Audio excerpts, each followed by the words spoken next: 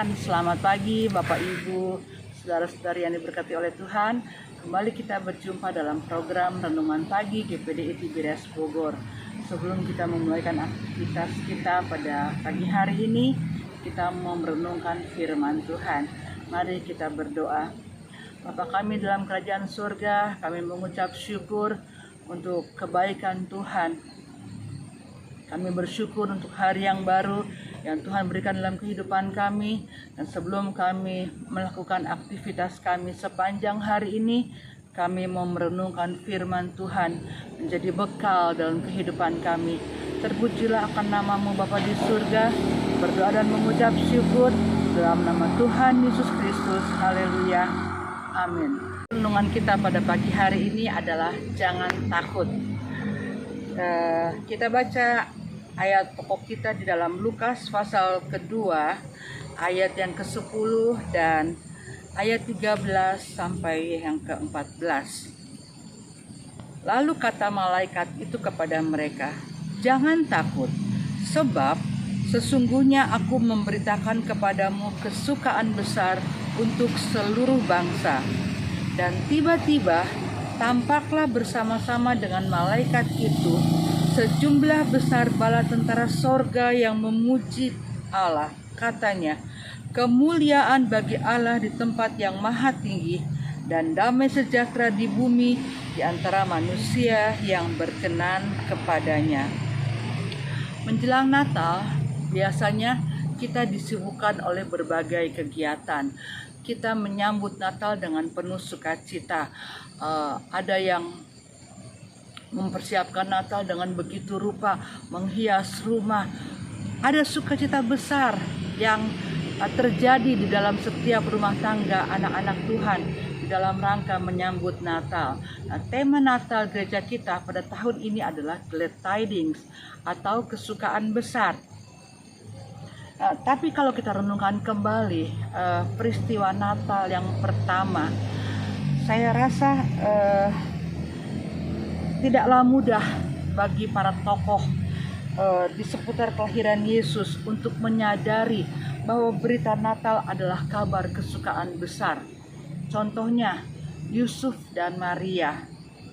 Ketika berita Natal itu datang kepada mereka, Yusuf dan Maria baru saja bertunangan.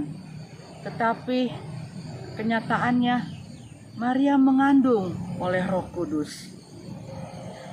Lalu para Majus, mereka mengharapkan berjumpa dengan bayi Yesus yang lahir di istana, karena mereka berpikir, oh ini anak raja yang baru lahir. Kenyataannya mereka harus pergi ke kandang domba. Bukan suatu hal yang lazim untuk tempat melahirkan bayi. Lalu yang ketiga, para gembala, mereka sangat terkejut dan ketakutan ketika tiba-tiba berdiri seorang malaikat Tuhan di dekat mereka dan kemuliaan Tuhan bersinar meliputi mereka. Para gembala ketakutan, dan ini adalah respon yang sangat wajar. Sangat wajar, karena apa?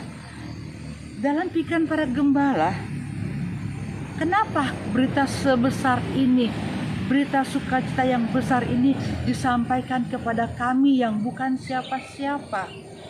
Kita tahu pekerjaan sebagai gembala pada masa itu termasuk pekerjaan bagi lapisan masyarakat bawah, paling rendah.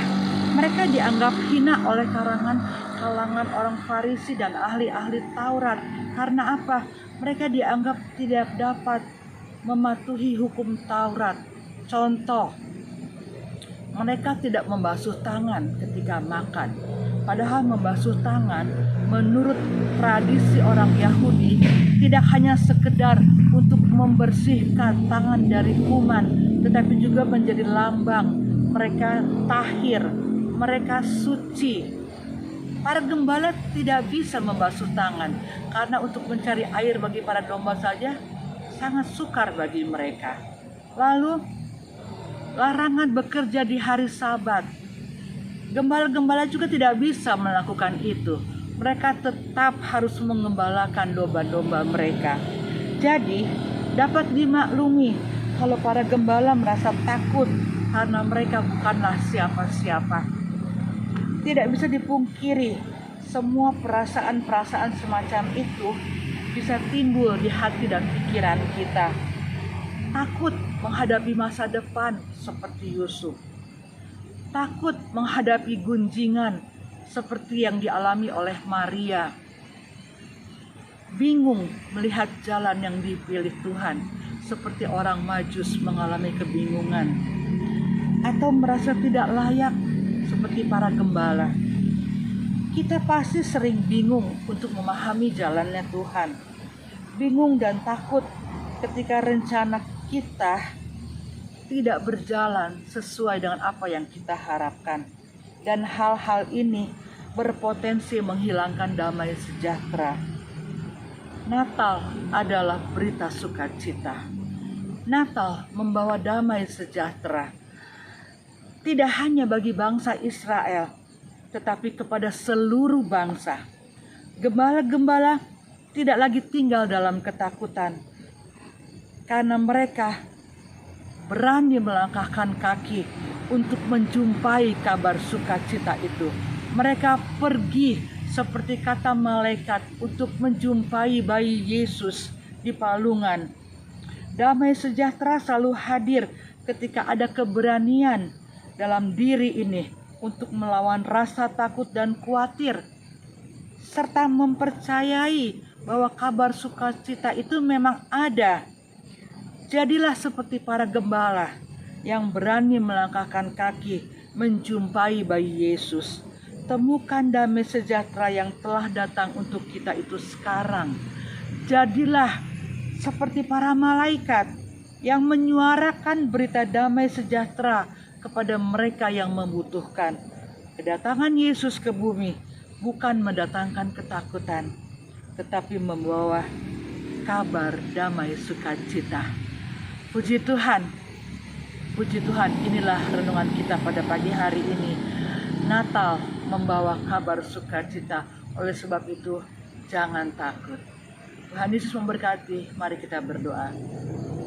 Terima kasih Tuhan untuk renungan pada pagi hari ini yang boleh mengingatkan kembali kepada kami bahwa kami tidak perlu takut, karena Natal membawa sukacita yang besar bagi seluruh bangsa, tidak hanya bagi segelintir orang, tidak hanya bagi segelintir suku bangsa, tapi bagi seluruh bangsa, mereka yang mau menerima Engkau sebagai Tuhan dan Juru Selamat, maka kabar sukacita itu juga boleh menjadi bagian mereka, dan damai sejahtera boleh menjadi bagian kehidupan kami. Terima kasih Tuhan Yesus, biarlah kami boleh menyambut Natal sebagaimana para gembala menyambut Natal yang pertama.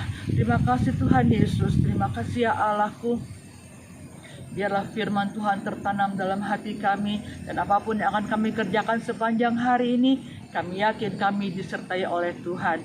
Terpujilah akan nama-Mu Bapa di surga. Kami berdoa dan mengucap syukur dalam nama Tuhan Yesus Kristus. Haleluya. Amin. Selamat merayakan Natal. Tuhan Yesus memberkati kita semua.